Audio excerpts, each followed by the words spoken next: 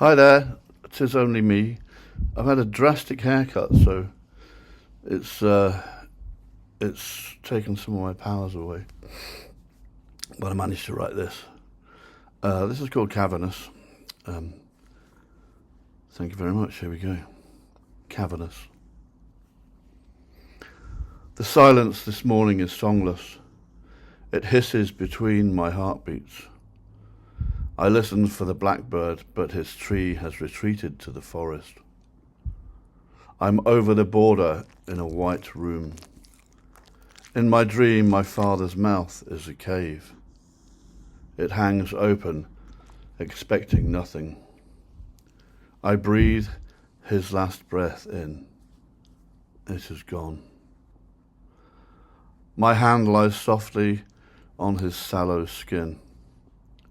He is peaceful, yet grotesque.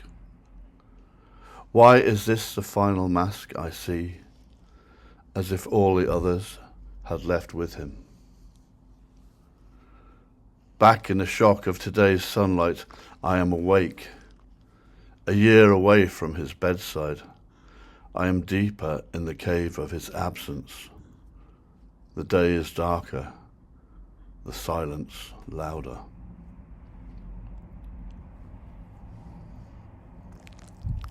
It's actually more than a year. My father died in January last year. And it's funny, I was talking to someone else on Write Out Loud, who I know has written often about his father, and if not, he's written poetry about it, the loss of his father. He's definitely spoken of it in some of his writings and texts. And he did say, and he said to me in a private communication once, when he'd learned that my father had died, that just to be very careful about the moments that come. Just expect the unexpected, if you can do such a thing. He didn't use it in that way, but he kind of said, expect stuff to hit you when you don't see it coming. And I kind of understood what he meant, and I was, because I've had other things that have hit me that I thought I was okay with, and they come along after similar things. But there was some time, little things, there's always little things like memories, that are actually consciously there in your mind all the time. But then there's also things that must be deeply embedded in your subconscious from way back, and sometimes they come back and they visit you when least expected, in the middle of whatever you could be doing. Anyway, anyone who's experienced the loss of someone close to them has probably got a similar experience. Sorry, my dog is sitting on my lap and I'm just thought she had a tick. I'm so sorry. I am paying attention to myself. Anyway, that's Cavernous, and I didn't really set out meaning to write a poem about my father, although certainly whenever I have, I never think I've done him justice. Strangely, I think when I try and write poetry about my father, I end up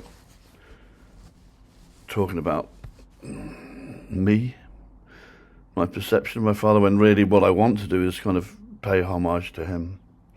That's hard. It's certainly harder for me, though there's plenty of achievements in his lifetime that I could do that for. But I don't really want to write that kind of poetry and blowing smoke up someone's backside, even if it is my father. It doesn't seem right to me. I'd rather be honest.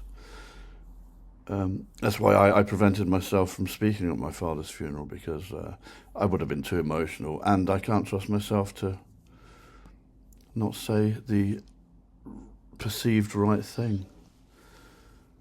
Never do myself any favours. Anyway, I'm sorry that's a bit horrible, isn't it, really? But Cavernous, yeah. And anyone who's experiencing loss right now, then, you certainly have my,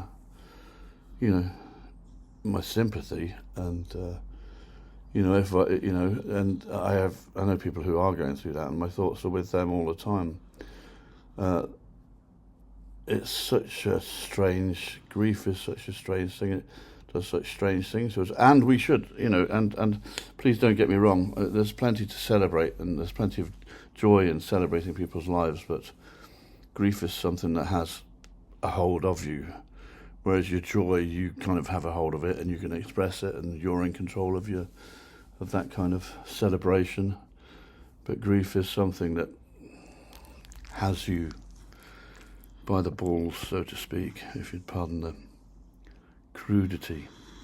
Anyway, that is me for now. Have a great weekend, and look after each other and all the usual stuff, and be nice and things like that. Take it easy. Thank you very much for listening, and TTFN.